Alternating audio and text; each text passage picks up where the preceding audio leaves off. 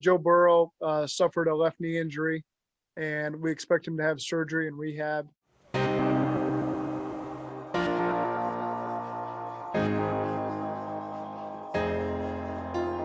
It just couldn't be. But yes, the nightmare scenario happened. The franchise, the one guy who could carry the Bengals into a promising future, was now being carried away himself, off the football field and into the hopeful hands of modern medicine. Joe Burrow needed major knee surgery and the lengthy rehab that goes along with it. Now it's a lot more sophisticated on what we do surgically, early rehab, post-rehab, and then making a determination whether they can play. Dr. Timothy Kremchek of Beacon Orthopedics and Sports Medicine says his group in the Cincinnati area does over 100 knee surgeries a week, and close to half are athletes. He is allowing us to see how it all works, starting here.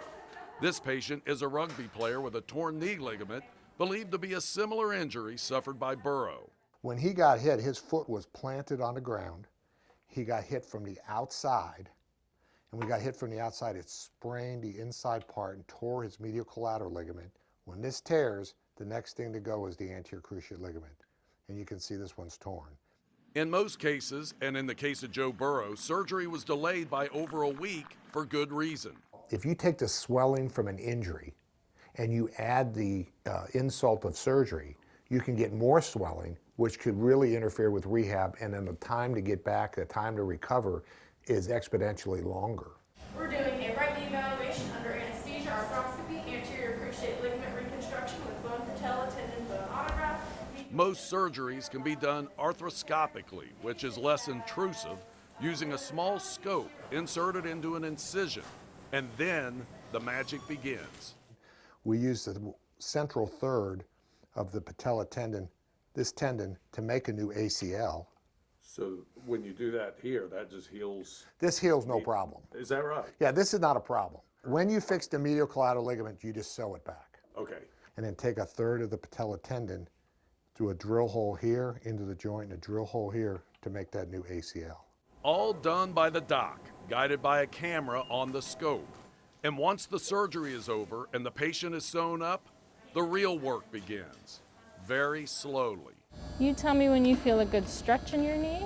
This is the beginning of rehab at a Beacon facility.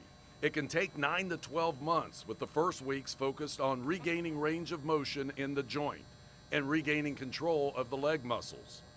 After a couple of weeks, the regimen includes regaining functional strength in the legs to support the body. Strength of mind starts coming into play as well. This can get tedious and it can get tough. A huge part of what we do here is helping them go through the exercises, but in motivating them, to let them know you're going to get better. You feel like today you're never going to do it again, but we're one of their biggest cheerleaders here, pushing them forward to get back to the field. 2 to 4 months post-surgery, the patients can start to get more physical. All right, ready? Yep. There you go. Perfect. Balance training along with weight machine. You're all the way straight down. Good. You're okay. Yep, perfect. And then lower down. 2 more. Yeah, Luke. And just make sure you chop those feet. Chop down. Good. Straight ahead running can begin along with more intense cardio training. 4 to 6 months, agility drills may begin, along with jumping and landing. Good job, Josie. Finally, after at least 6 months, maybe longer, it's time to start working on the sport-specific training, and it can get very specific. Big push, hold. If we look at a quarterback, what does their coach want them? How fast does their coach want them to get back in the pocket? In their 3-step drop, their 5-step drop, their 7-step drop. So I want to be in communication with the coach, like how fast do you want this kid back there? Dr. Kremchek tells me in his extensive experience treating pro athletes as the Reds medical director, he has a lot of faith that an athlete like Joe Burrow will make it all the way back.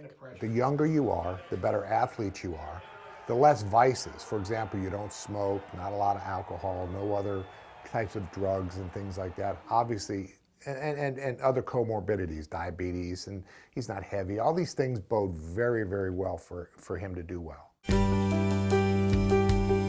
From injury to surgery to rehab, the 9 to 12 month grind has a good chance to restore the Bengals' promising future. The real critics in our orthopedic literature will say it's never, ever, ever as good as new.